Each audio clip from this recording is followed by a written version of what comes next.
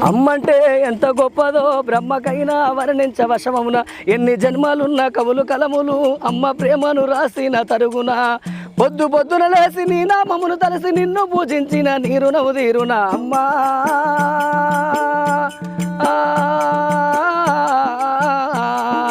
కమ్మనైనా అమ్మ పాట వింటే మనసుకు కాదు మరువ